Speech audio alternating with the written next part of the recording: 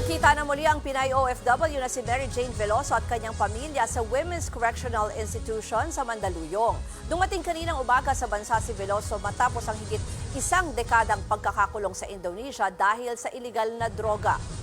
At live mula sa Mandaluyong, nasa frontline ng balitang yan si Mon Gualvez. Mon, kamusta itong naging pagkikita ni na Mary Jane at kanyang pamilya?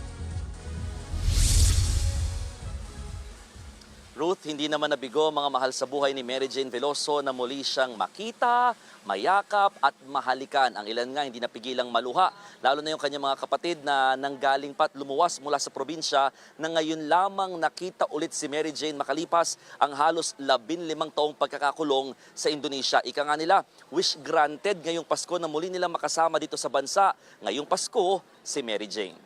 Ruth. Ayan nga yung nakikita natin yung video, no, Bon? Saan nangyari ang pagtatagpo na yan? At pakikwento mo sa amin, yung masayang-masayang pamilya, ano?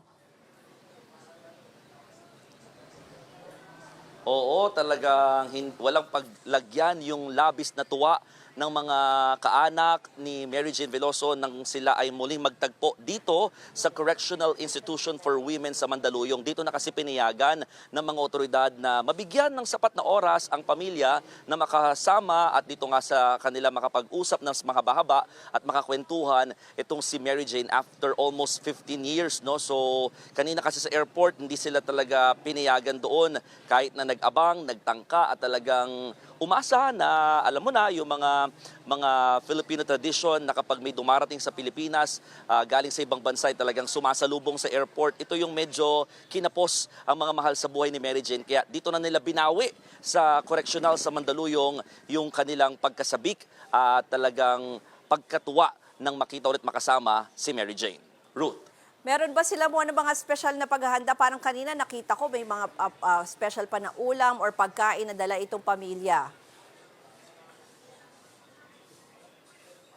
Oo, actually, they are preparing talaga no, para sa Pasko. Yung mga anak niya, uuwi muna ngayon sa Nueva Ecija dahil may mga ilang aasikasuhin lamang doon. Lalo't may mga kailangan din muna ma-quarantine o may stay muna si Mary Jane. Pero babalik daw silang lahat pagdating ng December 24 para magkasama-sama ngayong Pasko. At kahit nakakulong, sabi nga ni Nanay Celia Veloso, yung ina ni Mary Jane, mas okay pa rin daw ito compared kung sila'y babiyahe sa Indonesia na di hamak mas malayo kung dito naman nila makakasama at makakapiling ang kanilang anak ngayong Pasko. Kung magkakaroon daw sila ng isa pang panibagong hiling, yan ay mabigyan naman daw sana o mapagbigyan yung kanilang request na clemency at tuluyan na mapalaya si Mary Jane sa kabila ng kanyang kaso. Ruth. Yan po ang Express Report ni Mon Gualvez mula sa Mandaluyong. Mga kapatid, ako po si Ruth Cabal. Maging maalam at may pakialam sa mga may init at rumaratsyadang balita sa Frontline Express. Para maging updated sa balitaan, mag-subscribe lang sa social media pages ng News 5.